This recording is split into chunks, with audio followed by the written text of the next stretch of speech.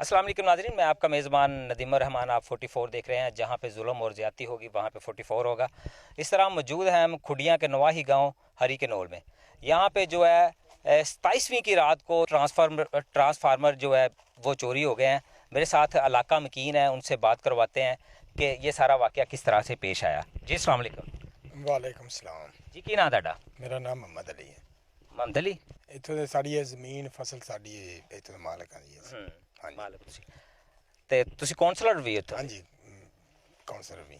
जी ਇਹ ਸਾਰਾ ਕਿਸ ਤਰ੍ਹਾਂ ਵਾਕਿਆ ਪੇਸ਼ ਆਇਆ ਦੱਸੋ। ये वाकया इस तरह पेश आया कि रात ਨੂੰ 30ਵੀਂ ਰਾਤ ਸੀ ਤੇ ਲੋਕ ਇਬਾਦਤ ਨੂੰ ਮਸरूफ ਸੀ। साफ ज़ाहिर है कि मसरूफ हर बंदा मसरूफ सी। तो जो कि ज़मींदार तो रात को पानी भी लगाता है, लेकिन पानी रात को नहीं लगाया कि छुट्टी है आज 30वीं है इबादत करते हैं। वो आए हैं 3 4 5 ट्रांसफार्मर उतार के ले गए। उसके लिए हम पुरज़िर अपील करते हैं कि हमारा कुछ ना कुछ किया जाए। तो हमारे साथ ज़्यादती बहुत ज़्यादा हुई है। ये सारा ट्रांसफार्मर थे तो ये इनका वजन भी होता है, क्या समझते हैं ये एक दो बंदे का काम है या पूरी गैंग का? नहीं, पूरी गैंग का काम है।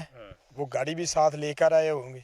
साफ ज़ाहिर है कि वो 1 2 3 आदमी नहीं है, पूरी गैंग। इससे पहले भी यहाँ पे वाक़े हो चुके हैं? पहले उतरता रहा है, एक आधा ट्रांसफार्मर उतरा या एक आधी कभी कोई मोटर ले गया या स्टार्टर लेकर चले गए। जब भी ट्रांसफार्मर उतरता था पुलिस वालों को इन्फॉर्म करते थे? बिल्कुल दरखास्त दिए, हर आदमी जाके दरखास्त। कभी रिकवरी हुई है? रिकवरी कभी नहीं हुई, कभी नहीं। आज से तकरीबन कितने दिन पहले जो है, कितनी देर, कितना अर्सा पहले हो गया जो ट्रांसफार्मर उतरा चोरी? ट्रांसफार्मर नहीं उतरा, मोटर उतरी है, स्टार्टर भी उतरा है।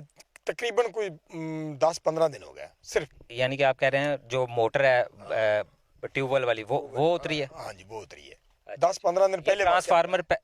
ये ट्रांसफार्मर पहले कितनी दफा चोरी हुई? पहले तो 2-3 दफा पहले भी उतर चुके हैं, लेकिन बात कर अब कुछ 6 गुमा हुए हैं। ट्रांसफर नहीं उतरे, मोटरें उतरी हैं। अब ये कट्ठे चोरी हो एक ही दिन में, एक ही रात में कम है।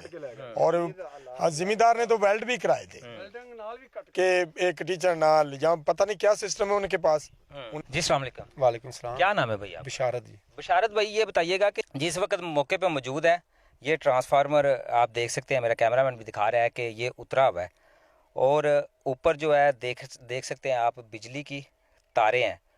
तो बात करने का मकसद ये है, ये बहुत ही कोई प्रोफेशनल किस्म के चोर हैं। मेरे पास जनरल काउंसलर दोबारा है, इनसे बात करते हैं। काउंसलर साहब, ये बताइएगा कि ये देखें आप, बड़ा ही ये प्रोफेशनल किस्म के चोरों का काम है, क्या कहेंगे इस हवाले से आप? इस हवाले से मैं कहना चाहता हूँ कि ये कोई मामूली बात नहीं है। 11,000 बत्ती ऊपर आ रही है, इसे स्पेल्ट आदमी उतार सकता है, आम आदमी इसके पास भी नहीं गुजरता।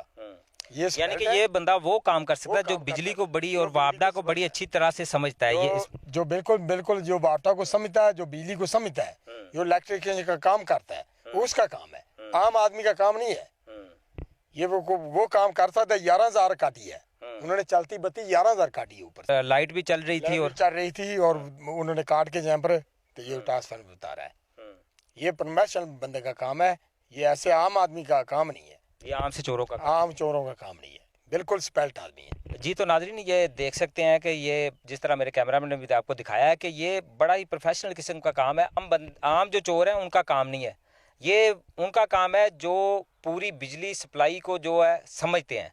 क्योंकि आम अगर चोर वो तो बिल्कुल करंट से तो वैसे ही डरता होगा, और ये ऊपर 11,000 चल रही है, तो ये बड़ा ही कोई प्रोफेशनल किस्म के चोर हैं जी।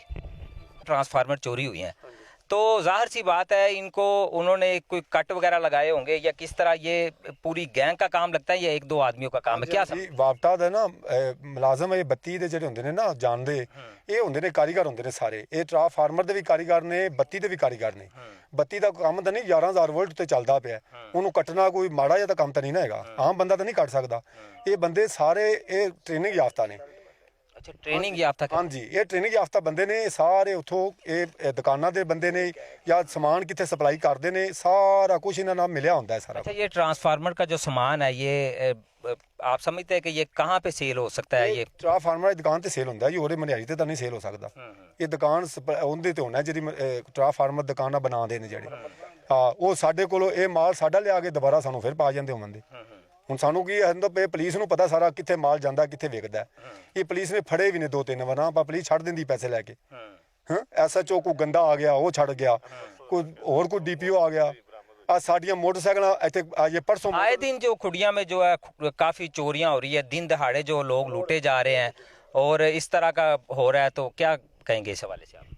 ਇਹ ਬਾਬਾ ਜੀ ਇਹ ਇਹੋ ਕੰਮ ਹੀ ਰਹਿਣਾ ਹੈ, ਇਹ ਖਤਮ ਨਹੀਂ ਹੋਣਾ, ਇਹ ਖਤਮ ਕਰਨਾ ਪੈਣਾ ਹੈ, ਕਰਨਾ ਪੈਣਾ ਹੈ। ਇਹ ਵਜ਼ੀਰ ਆਲਾ ਐਕਸ਼ਨ ਲਵੇਗੀ ਤਾਂ, ਜੇ ਨਹੀਂ ਲੈ ਸਕਦੀ ਤੇ ਫਿਰ ਸਾਨੂੰ ਆਪ ਨੂੰ ਐਕਸ਼ਨ ਲੈਣਾ ਪੈਣਾ ਹੈ ਸਾਨੂੰ।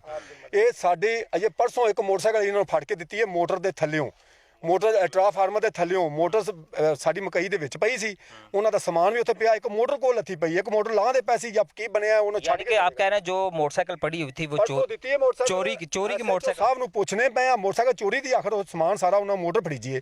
ਐਸਐਚਓ ਸਾਹਿਬ ਨੂੰ ਪੁੱਛਣੇ ਪਏ, ਐਸਐਚਓ ਸਾਹਿਬ ਕਹਿੰਦੇ ਨੇ ਜੀ ਸਾਨੂੰ ਹੋਰ ਬੜੇ ਕੰਮ ਨੇ, ਅਸੀਂ ਸੜਕਾਂ ਤੇ ਡਕੈਤੀਆਂ ਹੋ ਰਹੀਆਂ ਵਾਰਦਾਤ ਕੀ ਕਰੀਏ, ਕਿੱਧਰ ਜਾਈਏ, ਅਸੀਂ ਹੁਣ ਦੱਸੋ ਅਸੀਂ ਕਿੱਧਰ ਜਾਈਏ। ਸਾਡਾ ਉਹ ਪਰਸੋਂ ਸਾਡਾ ਤਾਂ ਉਹ ਐਕਸ਼ਨ ਹੋ ਜਾਂਦਾ ਮੋਟਰ ਦਾ, ਆਉਂਦਾ ਮੋਟਰ ਦਾ ਮੋਟਰਸਾਈਕਲ ਐਕਸ਼ਨ ਹੋ ਜਾਂਦਾ, ਤੇ ਅੱਜ ਸਾਨੂੰ ਇਹ ਤਾਂ ਨਾ ਮੁਸੀਬਤ ਪੈਂਦੀ।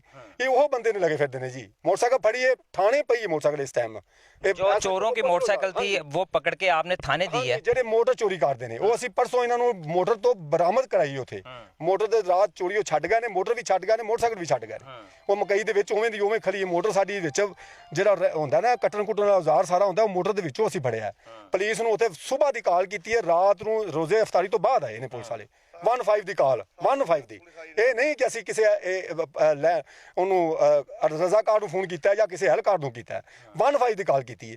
15 ਦੀ ਕਾਲ ਕੀਤੀ ਹੈ, ਦੱਸੋ ਤੁਸੀਂ ਸਵੇਰ 7 ਵਜੇ ਦੀ ਕਾਲ ਕੀਤੀ ਹੈ ਤੇ ਸ਼ਾਮ ਨੂੰ 7 ਵਜੇ ਆਏ ਨੇ।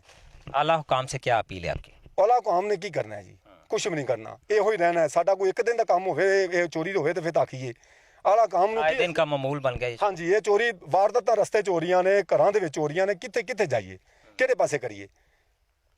ਮਲਕ ਅਹਿਮਦ ਖਾਨ ਨੂੰ ਆਖੀਏ, ਕਿਹਨੂੰ ਆਖੀਏ? ਮਲਕ ਅਹਿਮਦ ਖਾਨ ਦੇ ਵੋਟਰ ਸਪੋਰਟਰ ਅਸੀਂ ਅੱਜ ਦੇ ਨਹੀਂ ਹੈਗੇ। ਜਦੋਂ ਵਜ਼ੀਰ ਆਲਾ ਨਵਾਜ਼ ਸ਼ਰੀਫ ਸੀ ਅਸੀਂ ਉਦੋਂ ਦੇ ਵੋਟਰ ਸਪੋਰਟਰ ਹਾਂ ਇਸ ਨੂਨ ਲੀਗ ਦੇ। ਤੇ ਇਹਨਾਂ ਦਾ ਕੰਮ ਨਹੀਂ ਹੈਗਾ ਸਾਡੇ ਹਲਕੇ ਦੇ ਵਿੱਚ ਕੀ ਕਰਦੇ ਪਏ ਨੇ, ਕਿਉਂ ਨਹੀਂ ਕੁਛ ਰੋਕਦਾ ਪਿਆ? ਐਸਐਚਓ ਨਹੀਂ ਇਹਨਾਂ ਕੋਲ ਸਹੀ ਆ ਰਿਹਾ, ਜਾਂ ਡੀਪੀਓ ਨਹੀਂ ਸਹੀ ਆ ਰਿਹਾ, ਐਸਪੀ ਨਹੀਂ ਆ ਰਿਹਾ, ਕਿਹੜਾ ਨਹੀਂ ਸਹੀ ਆ ਰਿਹਾ ਇਹਨਾਂ ਕੋਲ? ਕਿਉਂ ਨਹੀਂ ਇਹ ਕੰਮ ਕਰਦੇ ਪਏ? लम्हा फिक्रिया है। यहाँ पे एक बात माजरत के साथ मैं अपने सहाफ़ी भाइयों से भी कहूँगा कि इस तरह के मामलात को जो है हाईलाइट किया जाए। आए दिन जो है हम खबरें तो लगाते हैं कि एसएचओ दबंग एसएचओ आ गए, उन्होंने ये कर दिया, उन्होंने वो कर दिया, खबरें तो हम लगाते हैं। लेकिन ये देखें, अब मैं यहाँ पे मौजूद हूँ, अगर अल्हम्दुलिल्लाह और 44 अपना काम कर रहा है, अगर ज़िंदगी ने दोबारा वफा दी तो मुलाकात होगी। आप 44 देख रहे थे। नेक्स्ट इंशाल्लाह दोबारा किसी न किसी और प्रोग्राम में दोबारा मिलेंगे, तब तक इजाज़त दीजिए। अल्लाह निगहबान।